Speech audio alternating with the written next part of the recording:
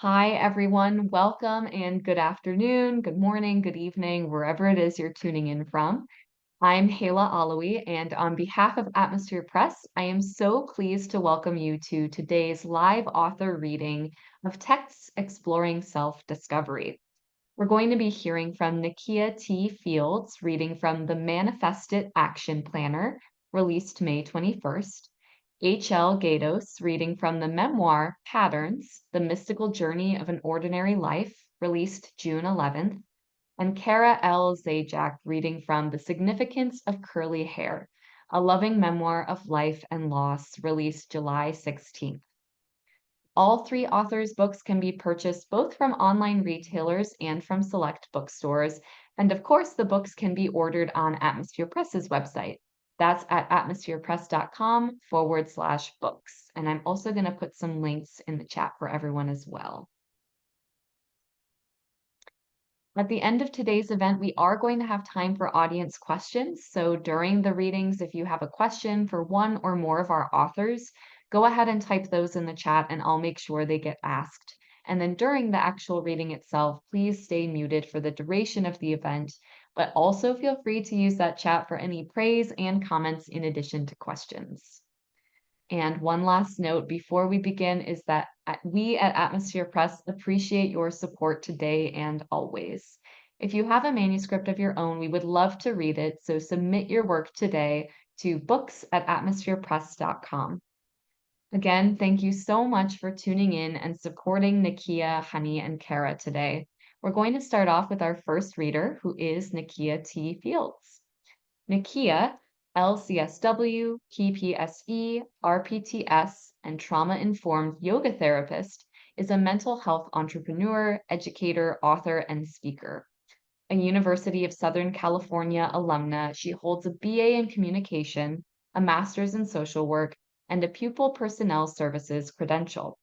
With over 14 years of experience, Nakeya is the Chief Wellness Officer of Innovative Wellness Consulting and founder of the Therapeutic Play Foundation. She chairs the Black Mental Health Task Force and authored the bestseller Mental Health Entrepreneur. Nakeya offers expert consultation, professional training, and wellness services, including yoga and sound healing workshops.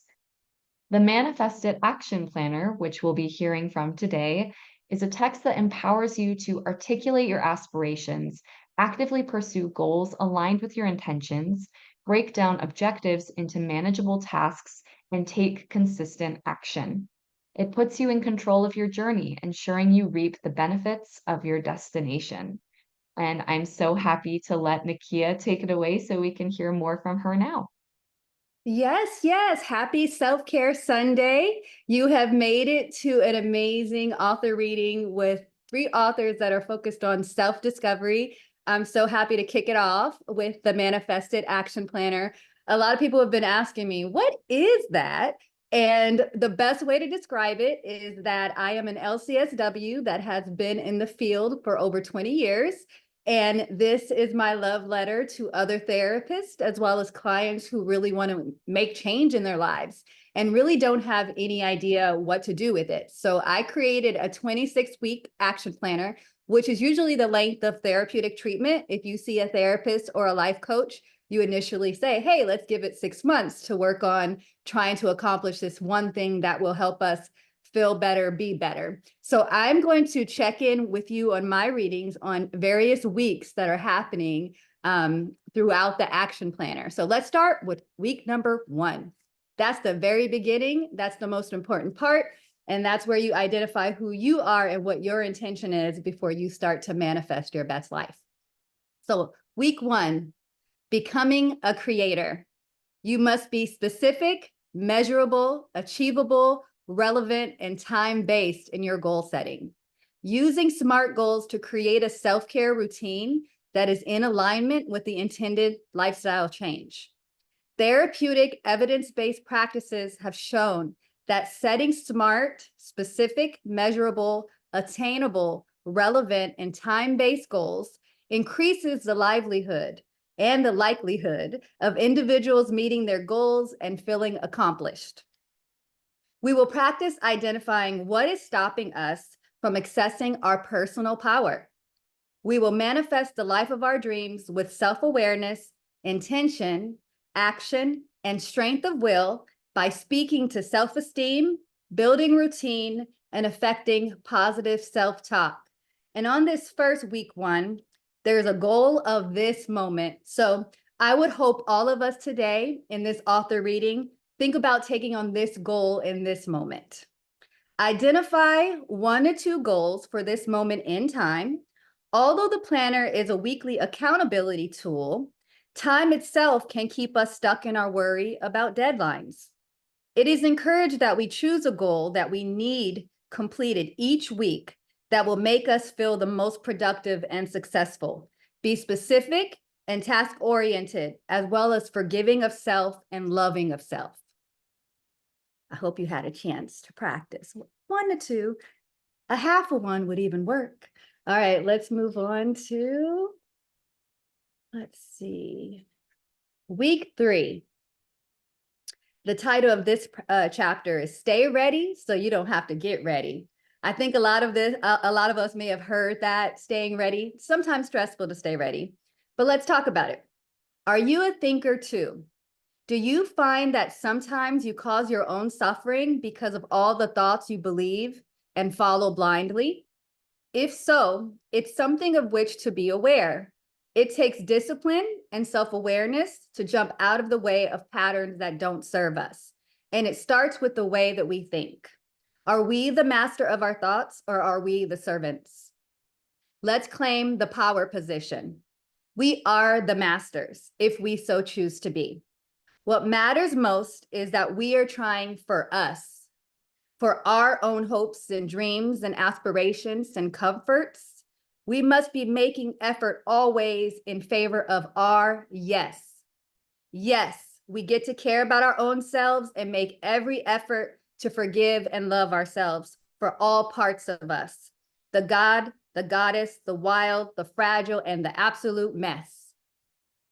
The activity for this week is create a list of activities or goals that you have always wanted to accomplish but never completed because of your own self-doubt. Write down the reasons you never completed those goals. Cross out the negative, self-deprecating reasons that no longer serve you, and take minor steps to complete the goals that have always been in the back of your mind. And in week 3, as well as week 1, and every single week of this planner, this is week 3, you get an opportunity to give yourself those goals that are either daily goals, weekly goals, long-term goals, with the calendar, action steps, timeline, responsibilities that you are putting on yourself or that you're going to give to other people, resources that you need to meet that goal of that week or that 6 months, a communication plan, and potential barriers. And that occurs in every single week. Let me share a little bit about week 4. The title of this chapter is Say Yes, but Keep No in the Vocabulary Garden. Understanding how bravery to thrive through life transitions intersects with our ability to say no to that which does not serve our best interest is crucial to our growth. We speak in power dynamics because we believe that we can call our power to us. We can call back our power from anyone who we inadvertently gave it to when we thought they were someone we could trust, and we could generate more of it when feeling energetically depleted. One way we can access the feeling of empowerment is through gratitude. Did you know that when we practice gratitude, we experience significantly higher levels of happiness and psychological well-being? The data says so. Did you also know that when we focus on the good in life and acknowledge the moments of hope and joy, we are less depressed, less anxious, less stressed, and report having less symptoms of physical pain? Our ability to notice a positive moment of achievement also brings us more success at work and leads to higher self-esteem. Gratitude is the answer. Today, I feel grateful for my experiences with water, my ability to make friends, and to be adventurous, and most of all, sunshine, and that it's Self-Care Sunday. The activity for this week is create art. Create any form of art that moves you, inspires you, and reminds you of your greatness. Don't forget to display that work of art in a place where you will be able to see it and be proud. And then my final chapter for sharing is week 5, because a winner doesn't quit on themselves. Faith in self determines faith in the ability to take chances that feel uncomfortable. Explore some of the possible barriers to adding new practices to our daily routine. In times of transition, we have a golden opportunity to create something new for ourselves in our routine, a whole shift of perspective with new things to notice and adjustments to get used to. We must change to evolve. The transition can be difficult, even painful, but in the end, we can fly. In the full moon, we get the opportunity to let it go, release it. Know first that you need to release it, whatever that is, and then do so. It all starts with awareness and ends with intention. Let us release that which does not serve us. Let us release the shadows that block our clarity and foresight. Let us release the trauma that keeps us in unhealthy patterns. Let us forgive the pain of past choices and release the guilt and worry. It does not reside here. We know the power of choice. We are powerful. Journaling and affirmations help us to hone our intention. Practice, practice, practice. The moon cycle is enduring and a great way to help you build a routine of awareness. The activity for this week 5 is create a nightly self-care routine. Anything that your heart desires. Bubble baths, candles, facials, mantras, yoga, sound bath, all the things, whatever it is for you. I hope that Manifested Action Planner is the action planner that you need to make your life even better than it is today. Thank you for listening to my reading of the Manifested Action Planner. Yeah, thank you, Nakia. I think I was just so excited to be able to feature this book on an event because it's more, I guess it's more active than necessarily other sorts of texts, which I think is really exciting to be able to balance that with some of the memoirs that we're going to hear today. So, yeah, thank you so much for presenting that to us. And so, with those memoirs, reading next is H.L. Gaydos. Honey is a writer, visual artist, and professional nurse specializing in mental health. Combining all these interests, she developed an innovative research approach using visual art to explore self defining memories, earning a PhD in interdisciplinary studies. In her career as a professor of nursing, she promoted the use of the arts in healthcare environments and advocated a holistic approach to care. Her emotionally evocative artwork has been sold for many years through galleries and exhibitions, and her writing includes scholarly publications, essays and poetry, and this spiritual memoir, Patterns, The Mystical Journey of an Ordinary Life. Now retired from academia, she continues to pursue interdisciplinary study of the intersections among psychology, mythology, spirituality, creativity, and the history and philosophy of science. She lives in Manitou Springs, Colorado, where she writes and makes art in her high country studio. You can learn more at her website, hlgados.com. Patterns, the memoir we'll be hearing from today, is a book about extraordinary experiences in an ordinary life, a life full of doubt, but also brimming with hope. Through both writing and visual art, Honey draws on decades of interdisciplinary scholarship to find deep meaning in the open spaces of memory. Traveling with the author through inner and outer landscapes, readers are compelled to reconsider their own memories of extraordinary happenings. We'll hear more now from this memoir from Honey herself.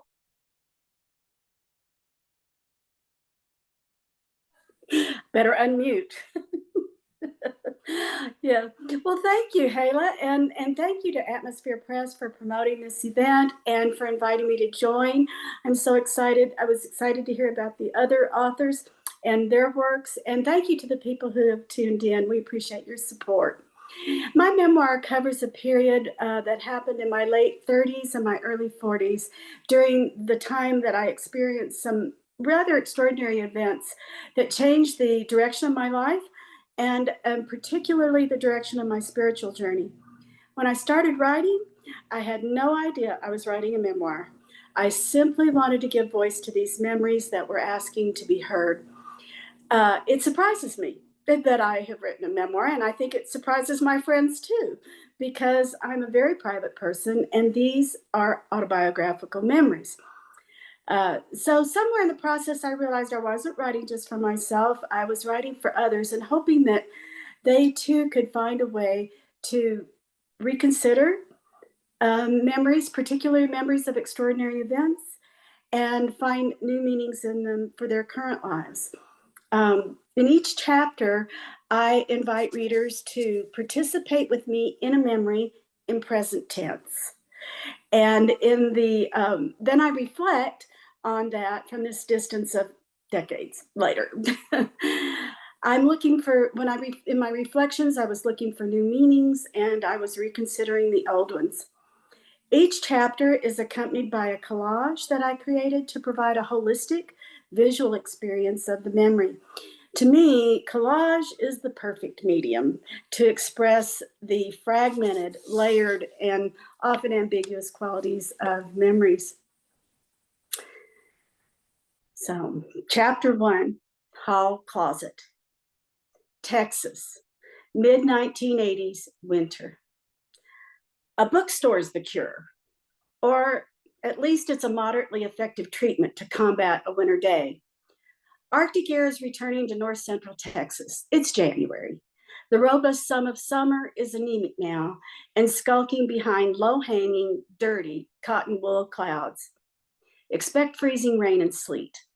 Slanting sheets of searing cold, slapping faces and slithering down turned-up collars. Certainly nothing so glamorous as snow or hoarfrost. Though I've lived in this bigger-than-life state of Texas for years, I can't stop myself from comparing winter here with winter in my home state of Colorado. Winter in Colorado has personality. Anything can happen. Snow with a shining sun, waves of warm air bringing a short, friendly rain and a sweater-only day, or brutal blizzards stopping all sound and movement. Winter there has gumption. Winter here is a doormat of uniformity, relieved only by a Texas-sized supply of good friends, good food, and good books. It's Saturday and my chores are done. I opt for books, most likely of the self-help variety, and maybe a trashy novel or two. Yeah, it sounds about right, given where I'm at these days. I've been turning over the shallow topsoil of my present to get at the hard, red clay of my past. The hope is this deep digging effort will make it more likely for my life to fully blossom in the future.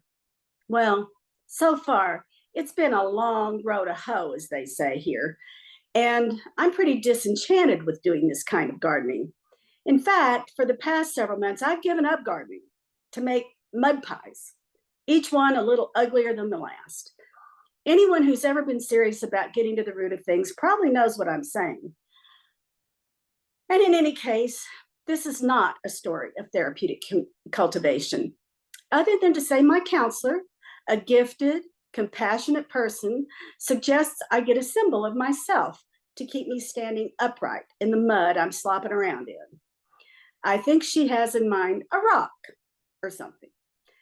But me being me, I decide I need jewelry. A necklace of my own design with symbolic meanings crafted into it. And of course, it needs to be beautiful and, well, inexpensive. A tall order. But between melting down old rings and taking apart a few other pieces, a sweetheart of a jeweler says he could do it.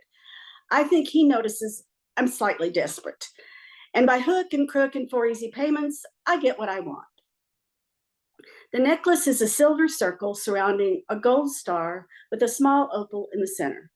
The silver circle symbolizes the moon and all things woman. The gold star symbolizes hope, success, and the future. The opal, my birthstone in the center, symbolizes my center. The whole thing's about the size of a nickel, and I wear it under my clothes, over my heart. I've been wearing my necklace for a few months now, and I'm mostly psychologically upright, though this kind of gray winter day is a challenge, hence the bookstore. It's not my favorite sort of bookstore. It's a big, modern, and corporate store. Everything is just too orderly. My preference is for a small hole-in-the-wall shop with narrow, twisting paths through cockeyed shelves, owned by a strange but helpful independent bookseller with an encyclopedic memory for titles. But this one is close and well stocked. I'm browsing in the philosophy, religion, and self-help section of the bookstore when, lo and behold, I see a bright blue book cover with my necklace on it. Exactly the same design. I'm surprised to discover the book sporting my necklace on its cover is about pagan symbols and religions. Really? I thumbed through the soft cover book. Seems like a reference manual for practicing pagan rituals. I cradled the book in the crook of my arm and perused the shelves more closely. Eventually, I put the blue cover book back in its place and settled on two others. Surprisingly, they were both published on All Hallows Eve, 1979, one in New York, Drawing Down the Moon by Margot Adler, and one in California, The Spiral Dance by Starhawk. Drawing Down the Moon is a scholarly study of the origins of neo-paganism in the United States. The author notes the sources for the revival of paganism are feminist goddess worship, science fiction, ancient Norse, Greek, Roman, and Celtic religions, and surviving tribal religions. It so happens the author is in the bookstore signing the revised edition of her book. I buy a copy. She inscribes it to Lee, blessed be, with her name and a star symbol. My other purchase, The Spiral Dance, is a primer for creating rituals and sacred spaces from the perspective of, quote, the old religion, or in a more inflammatory word, witchcraft. Yikes! I'm intrigued, but also repelled. Nevertheless, I hand over my money. I head to the coffee shop and the bookstore with my purchases, eye the pastries, but settle for a Diet Coke, and sit down at a small table at the back away from anyone else. I turn my new books over in my hands to read the back covers. Drawing Down the Moon is a tome, 595 pages. But The Spiral Dance, the one generating the most conflict in me, is thin with a soft, incendiary red cover. Witchcraft. How did I get from First Communion at Blessed Sacrament Catholic Church to this? I believe it all started in a hall closet when I was 8. Detour, Texas, 1957. The hall closet in this tacky old house isn't very large, but it's big enough for me. I'm hunched in here with a bunch of junk trying to escape the notice of God. I'm sure he'd be angry to see I'm not at Mass, though it's Sunday. My dad refuses to take me. This is my first weekend living with him because for most of my life, I've lived with my Catholic grandmother in Colorado, where I was born. Why I'm here in Texas with my dad is a mystery to me. But everyone, even my dad, knows it's a sin to skip Mass if you're not sick, and I'm not. I'm thinking about missing church and pretty sure God will find me in this closet and strike me down. Last year, when I was 7, I made my first communion. It was a big deal. The day before, we went to confession. I felt very holy after confession, where actually I had to make up a few sins or say nothing after, bless me, Father, for I have sinned. And I think it may actually be a sin to make up sins. Anyway, we're told not to bite the communion wafer, but to let it dissolve because it's the body of Christ. And to make sure we understand this, one nun tells us about a very bad child who took the wafer out of her mouth, put it in a handkerchief, took it home, put it in a salt shaker, and then poked a pin in the holes and pierced the wafer. It bled and bled and blood went everywhere. I have serious doubts about this story. I haven't tested it myself because it could qualify as a mortal sin and I might go to hell, and I don't want to go to hell. Of course, my dad's mother, Mom, all big letters, thinks all Catholics are going to hell regardless. She lives here in Texas and is Southern Baptist. My mother's mother, Mamo, thinks everyone who isn't Catholic is going to hell. Well, wait a minute. They can't both be right. Neither of them is ever wrong, and I can't imagine either of them going to hell anyway. So if neither one is right and neither one is going to hell, then who is right? What if the story about the wafer and the salt shaker isn't true? Then what else is not true? I'm on to something with these thoughts, and I detect a big problem here. I'm not staying in this hall closet another minute. I don't think God knows or cares if I go to Mass or not.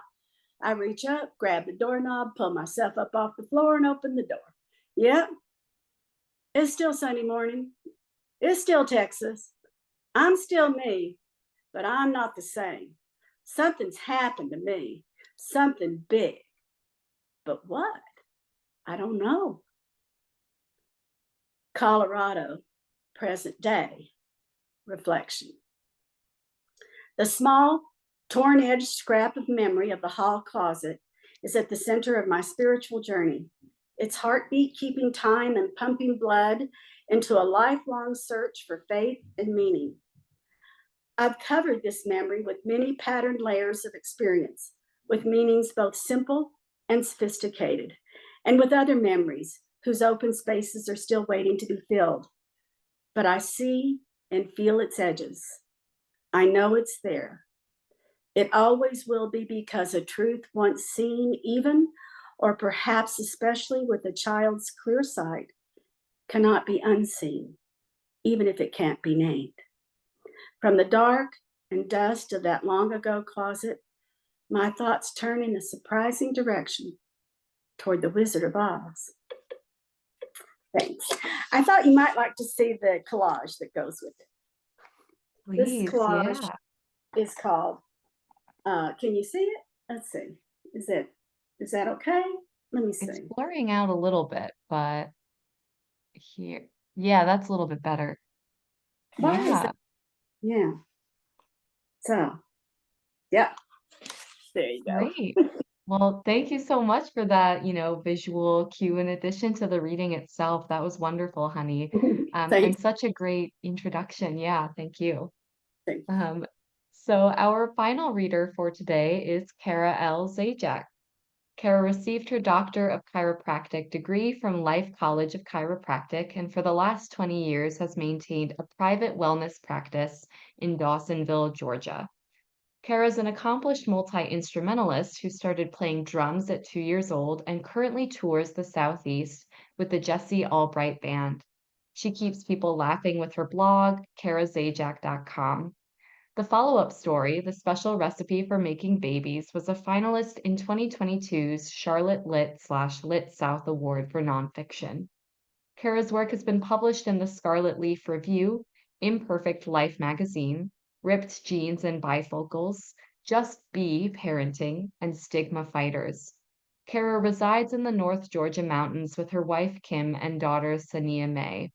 She has just completed her first novel, The Waiting is the Hardest Part. Today, we'll be hearing from Kara's memoir, The Significance of Curly Hair. It's an exploration of Kara's relationship with her grandmother. She learns about her grandmother, yes, but through that experience, she also learns so much about herself. It's a memoir of love, loss, and perhaps most importantly, learning. Kara, the mic is yours. Thank you so much, Hayla. I really appreciate it. And I really appreciate the other two readers and all you guys out there watching today, and Atmosphere Press for putting this on. The significance of curly hair is actually a deathbed promise I made to my grandmother. When I was 14, she knew I was a writer before I knew. And a little boy had written a newspaper article about his grandfather. And she asked me if I would ever write about her.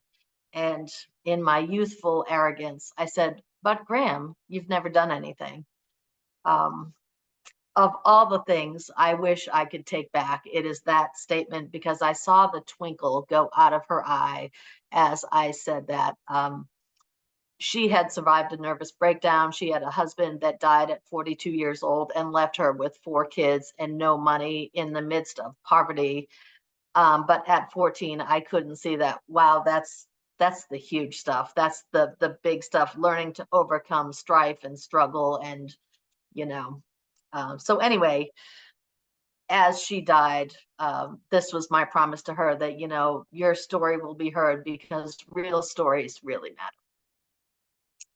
It starts out with a Chinese fortune cookie, and it says, "Don't worry about the stock market, invest in family." Chapter 1, Going, Going, Gone. Graham, this is Kara. There's something I need to tell you. Remember that time you asked me if I'd ever write a story about your life? It was a long time ago, but I heard you. I heard you loud and clear, and I never stopped thinking about it. I just wanted to tell you that I've been writing the book about you and how you molded all of us into the women we have become. It's all because of you and the love you established within us. I love and appreciate who you are, and I'm writing your story, the one you always wanted. I leaned my head against the plane's bathroom door and wept, cradling the phone to my ear, unable to formulate any other clear words. The reality that I was not going to make it home in time to see my grandmother alive stung like 1,000 bees trying to escape the cavity of my chest. My fear was that I was disappointing her once again, and this was my last chance. There wouldn't be another opportunity to make it up to her. I had done all that I could, but there was just not enough time. I swallowed hard, feeling the lump growing in my throat as my lower eyelids held back the dam of regret. I felt the pool rising higher and higher as I fought to keep the tears back. "You're missing her. She's going, she's going." The voice in my head was screaming at me. It was like having a nightmare, one where she's floating away down the river and I'm so close, I'm right behind her. I can almost touch her, but I'm not close enough to catch her. Suddenly she slips away with that exuberant smile as she waves goodbye, and then she's gone forever. My body vibrated as the jet engines started. Suddenly, the noise in the cabin was so obnoxiously loud, roaring thunder ringing through my ears. I felt like my brain was going to explode as I tried not to become completely hysterical in front of a plane full of strangers. "Graham," I yelled into the phone, "I love you and I'm on my way. I'm trying to get to you as fast as I can." My shallow panting was about to turn into hyperventilating. Tears flowed readily now. The dam had crumbled and there was no stopping them. I wiped my eyes on my sleeve as I looked up and saw the handwritten sign taped to the door that said this lavatory was out of order. My face was all puffy, red, and swollen. I couldn't even get a tissue to blow my nose. Feeling the hysteria rising in me, I took a deep breath before my own bottom fell out. My mother came back on the line. "Do you need any more time?" she asked. "No," I said. "Just make sure that Graham knows I'm writing the book about her, just like she always wanted. She has to know that." I could hear the tears as my mother broke down on the other end of the line, and we cried together for a moment. There was little left to say. It was not if Graham was going to die, but when, and we both knew it. The intercom announced that all passengers must be in their seats with their seatbelts securely fastened. Noticing all the eyes that had been watching me speak my last words to my grandmother, I forced my way through the packed aisles of butts and bags, looking for my seat. It was like a dramatic scene from a movie, except that it was happening to me. I had hoped that I would make it in time to see her, but I knew that she wouldn't be able to hold on that long. At least she got my message. I knew she could hear me. I could feel it. In my mind, I made myself out to be somewhere else, on a sunny beach somewhere, drinking a minty mojito on ice, instead of trudging back to my seat on that stifling plane with a nose full of snot and a pounding headache. Just as I was imagining my first refreshing sip, a woman on the left touched my arm, and she stopped me. She was broad-shouldered with smooth, dark skin, probably in her mid-60s. Her hair was picked out into a short, beautiful afro. "I heard you crying, and I wanted to let you know that I understand how you feel." Her face was soft and compassionate, the tone of her voice cradling like she was scooping me up and rocking me in her arms. "I felt that way about my own grandmother. We were very close, like yours." I stood frozen in the aisle, stunned and thankful, gazing through my tears at this big-hearted woman. "Even after she is gone, She will always be with you, child, because she lives in your heart. You remember that when you feel sad. Yes'm, was all I could get out of my mouth, staring in amazement as I touched her on the shoulder, nodding my head in gratitude, thankful for her presence. She then said she would keep me in her prayers. Back in my seat, the feeling of heavy weights on my lids drove my eyes closed, and it felt good to sit still and rest. Visions of my life with Graham circled around in my head like the Carousel of Progress ride at Disney World. I remembered riding the school bus home from kindergarten as it swayed along the narrow curves of Brown Street. The afternoon sun felt warm on my face as I daydreamed, with my forehead pressed against the paned glass window. I suddenly noticed someone running through the woods, wearing an ankle-brown boots and a knee-length dark green wool cape. "Stop the bus! Stop the bus!" I shouted as I stood up in my seat and hurried towards the bus driver. "My grandmother is running through the woods," I said as I stood firmly with my legs in a V, my finger pointing at the folding glass door. He stopped the bus and gave Graham a lift, dropping us both off a mile down the street at the end of California Road. "Why were you running through the woods?" I asked, proudly escorting my grandmother off the bus like it was my own personal show and tell. "I went shopping at Stewart's and lost track of time. I thought if I took a shortcut through the woods, I could beat you home, and then I'd be there waiting when you got there," Graham said with a shrug and a smile. Her cheeks were still rosy from running, and she put her arm around my shoulders as we walked home together. I remembered the time that our peculiar neighbor, Mary, wanted us neighborhood kids to stop playing soccer on the perfectly flat rectangular field that happened to be her yard. Graham knew we loved playing there, but at the same time, she was not going to allow us to be disobedient. Instead of having to remind us over and over again, "Don't play in Miss Mary's yard," she came up with a reward system, a bribe of 5 cents a day to stay out of the neighbor's yard. After a few days, we were so excited about our collections that we totally forgot how fun it was to play in Miss Mary's yard. At the end of the week, we all walked down to Stewart's to spend our earnings. I pictured Graham's ill-fated fall off Aunt Betty's steps, blurred together with our 4-hour drive home from Charlotte last October, when I found out that her cousin Nancy had starred in the original Broadway production of Showboat. When Graham went to visit her in New York City, she thought the fame had made her cousin a little bit loose and a tad pretentious, so she never visited again. Many clips of the last 30 years came flooding to me, bringing a certain amount of joy as some lost memories began to resurface. It was the first time all day that I had actually been able to gather my thoughts. I opened up my backpack and pulled out my journal. Although I could have written for hours, something diverted my attention and my eyes became fixated on the sign at the front of the plane that said "Exit," with a green illuminated arrow pointing to the left. I could not stop staring at it. I could not blink, and for a moment, I couldn't even breathe. A question appeared in my mind. "What do you want me to do?" I was unsure if I was asking or being asked the question. The lines were very unclear, but the message itself was intact. Someone was trying to get my attention, either Graham or God, or maybe it was both. Closing my eyes and bowing my head, I brought my hands together like all those times in catechism, and I prayed that if she was suffering and waiting on my arrival, to just let her go. This was her time, not mine.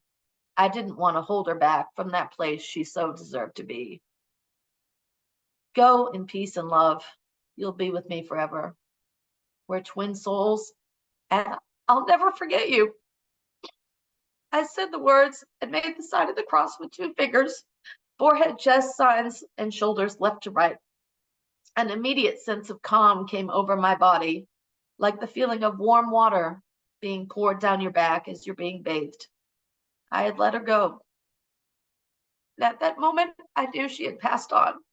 I could feel it.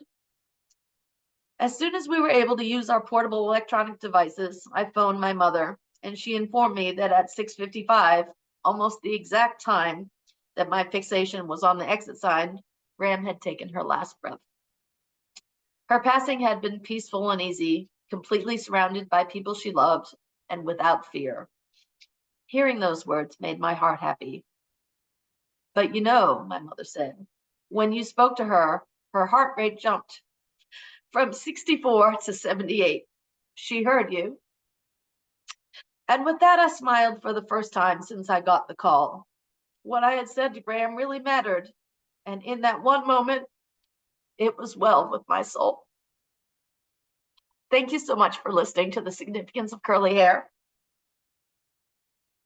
Thank you, Kara, and for really, I mean, being vulnerable and bearing so much emotion with that. I think I can speak for everyone in the audience here when I say we really felt that, and it was just a beautiful moment to share with us. So thank you for that. Thank you. Mhm. So at this time, we do have time for our audience Q&A. So if anyone in the audience has a question for one or more of our authors, go ahead and type those in the chat and I'll make sure they get asked. We do already have a couple questions in, so please feel free to keep sending in questions, but for now, we'll start with these. This first question is for all three authors. This person says, what's one thing you learned about yourself in the actual writing of these books? So maybe if we could go in reading order. So Nakeya, if you want to start us off with this one. You know, the Manifested Action Planner is my second book. My first book was Mental Health Entrepreneur.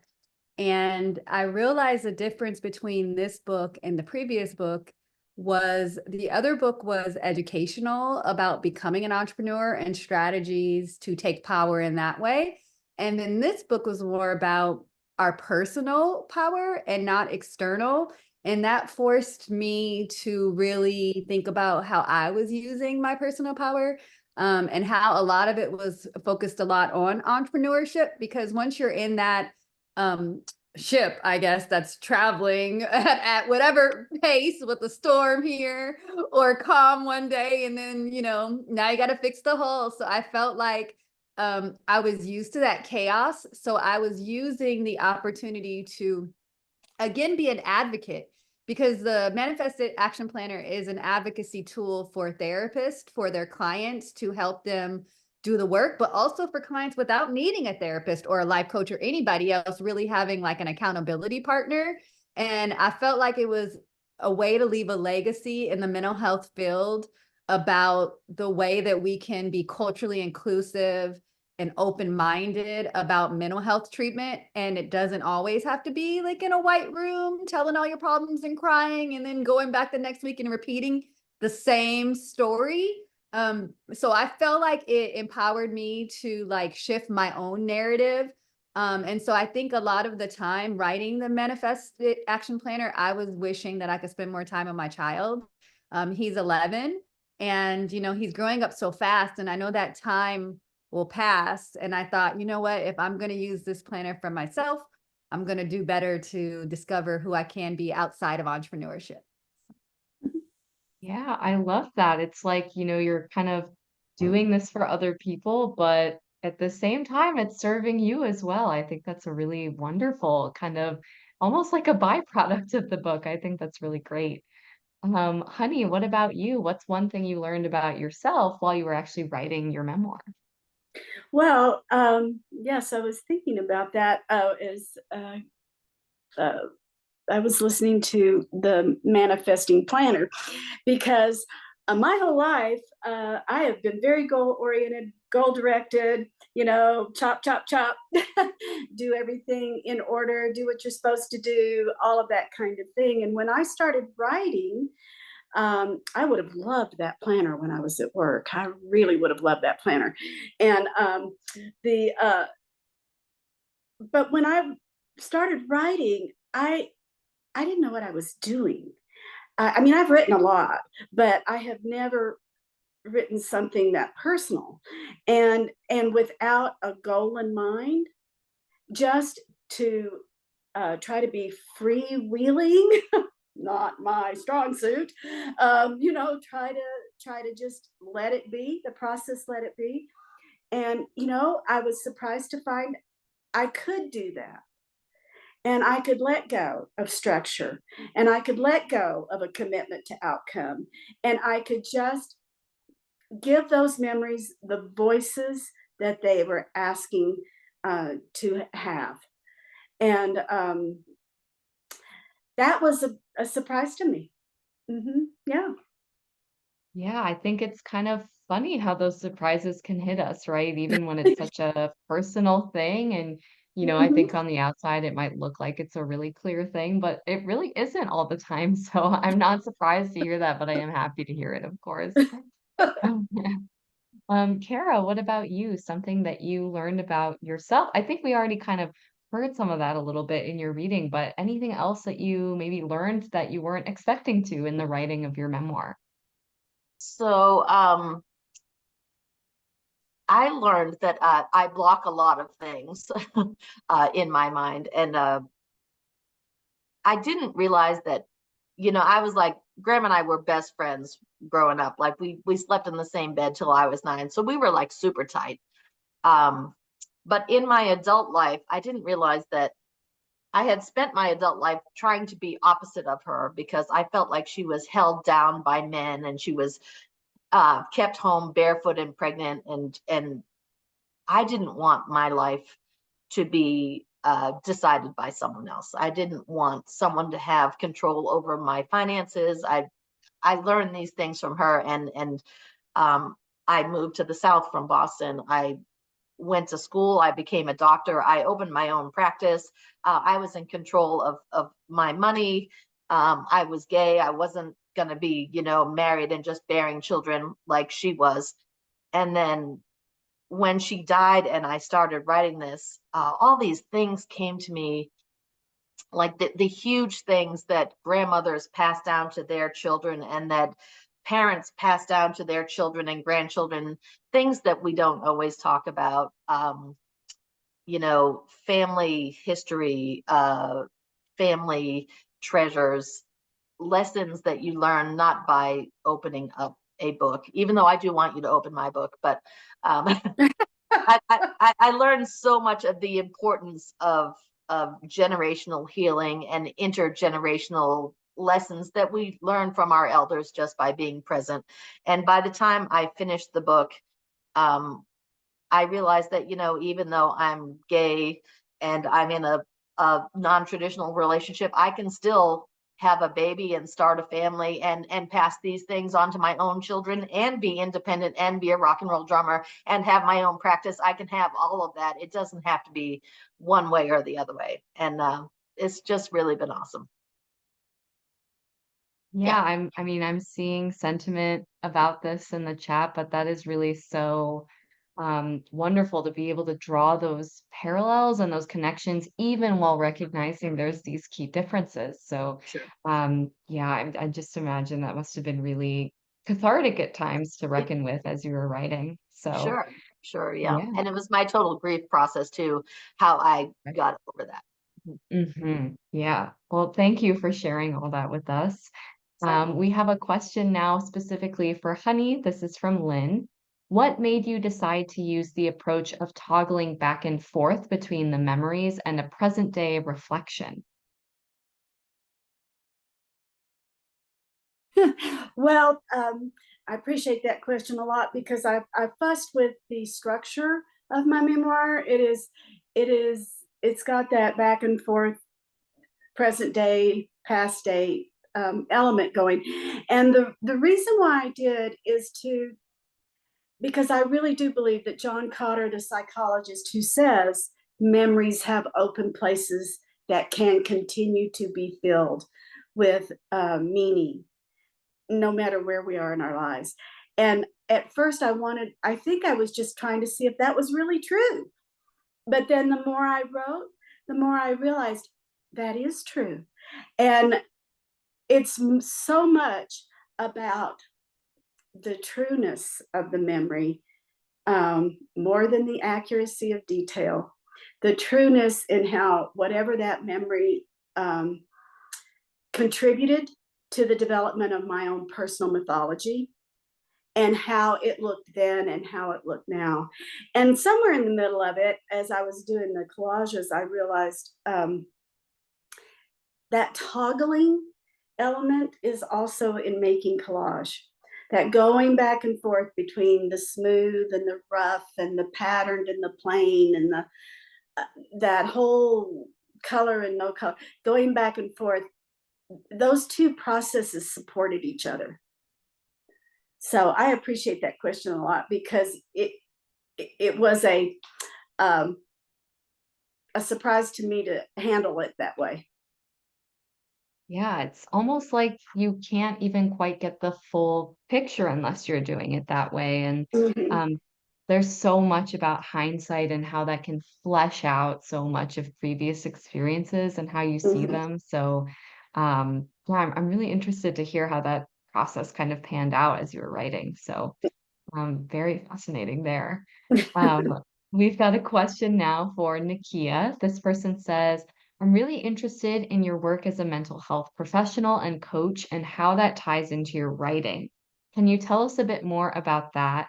And was the writing always something you knew you would do, or did it just come about naturally later in your working process? It's kind of a meaty question. Yeah, I was like, "Ooh, it's gooey and cheesy like a pizza." Because there, I got all the layers. I like mushrooms and onions, on my pizza.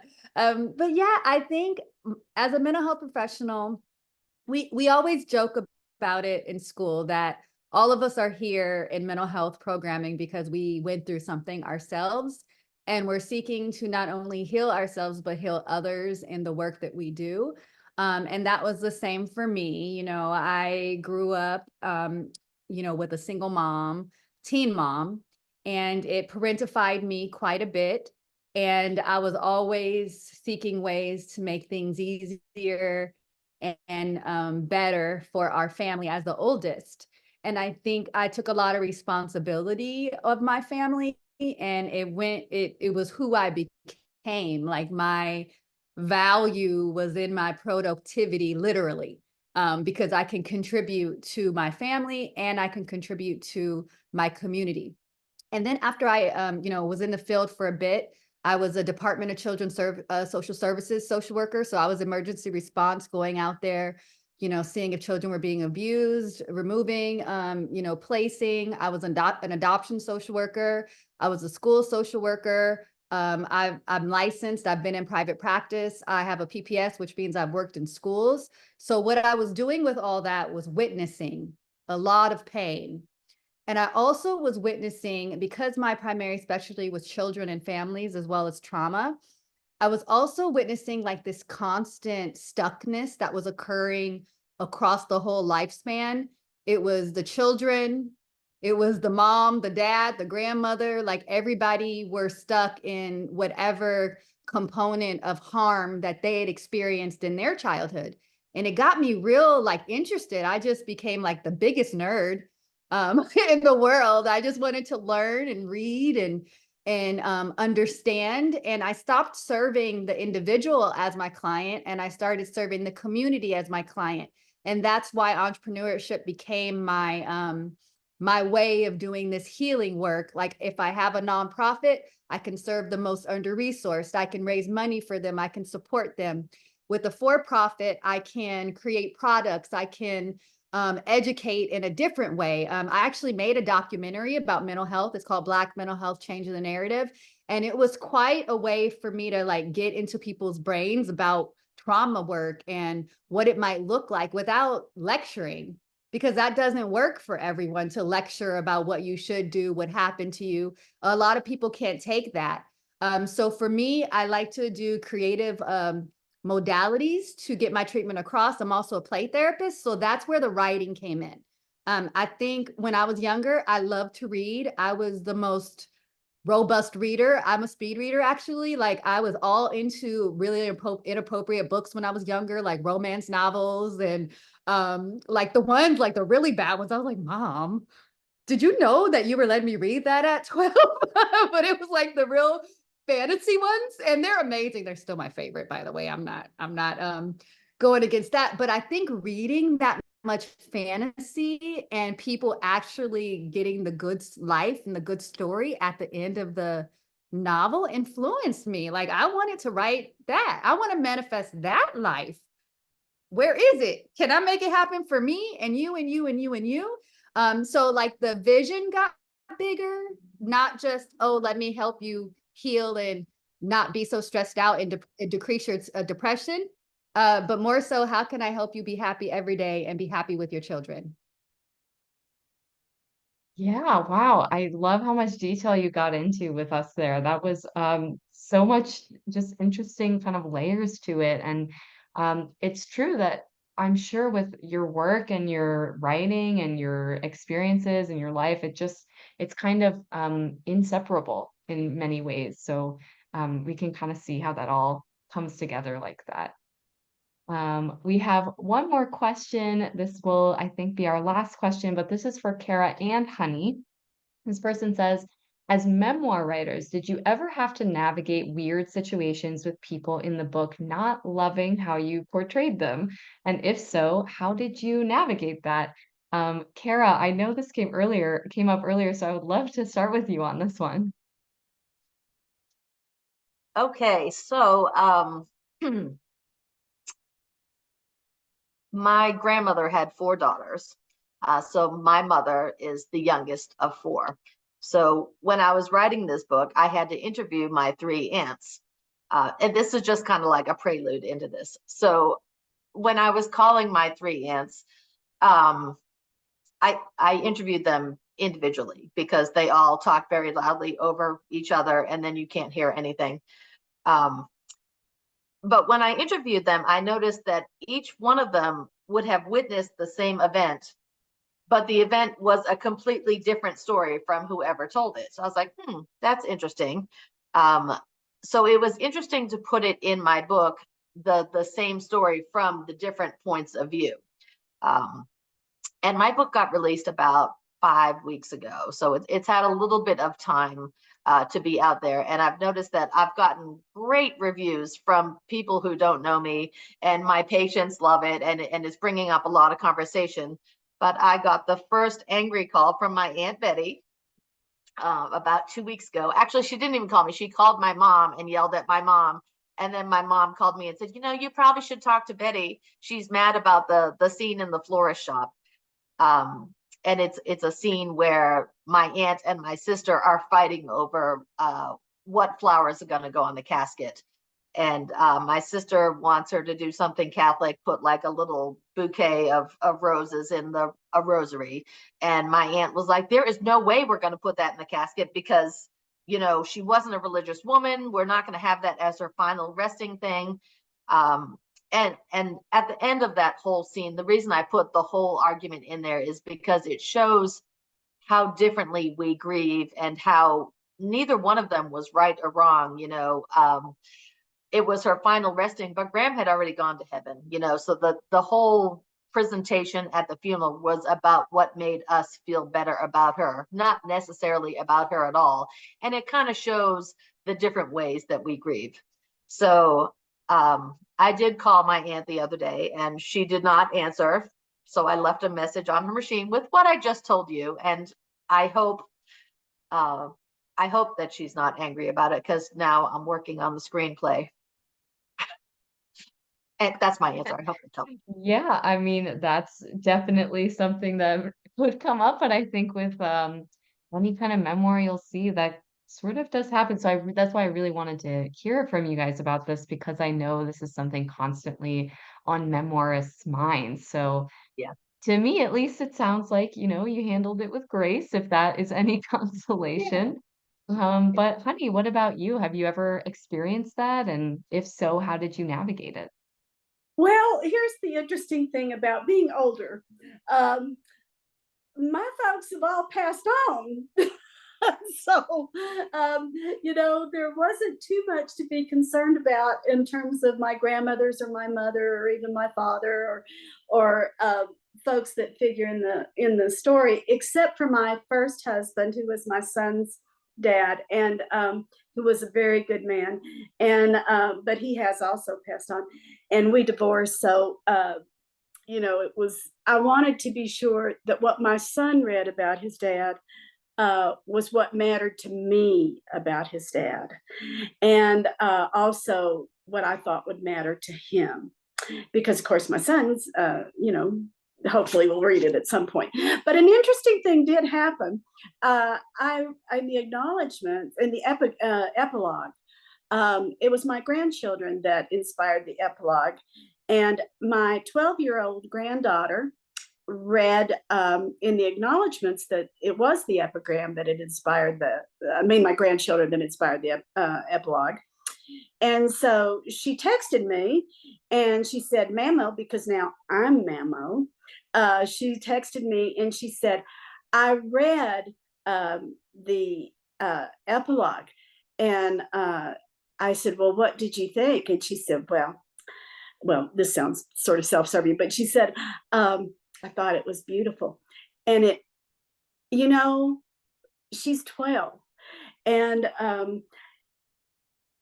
to me, for her to read that and to have that response meant so much to me.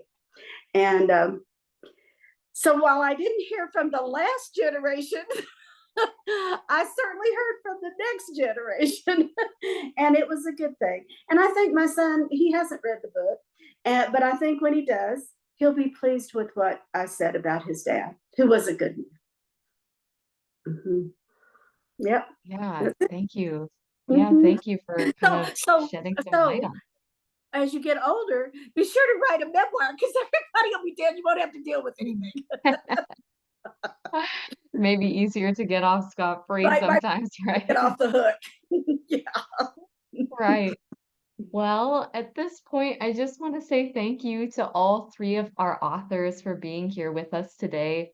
It was so great to hear all three of you bring these books to life in your own voice. So really, Nakeya, Honey, and Kara, thank you so much for being generous with your time, your words, your work, and your thoughts, of course, in this Q&A. And thank you to everyone in the audience for joining us and celebrating these wonderful authors with us. Don't forget, of course, that you can order the Manifested Action Planner, patterns, and the significance of curly hair from those links in the chat. I just put them in there one more time for everyone. And then please also consider checking out atmospherepress.com so that you can browse our new and forthcoming releases, sign up for our email newsletter, or submit a book manuscript of your own. You can submit your work to books@atmospherepress.com and just let us know that you attended today's event. We'll look forward to hearing from you, but other than that, that's it. So have a great close to your weekend, everyone. Thank you so much. Thank you.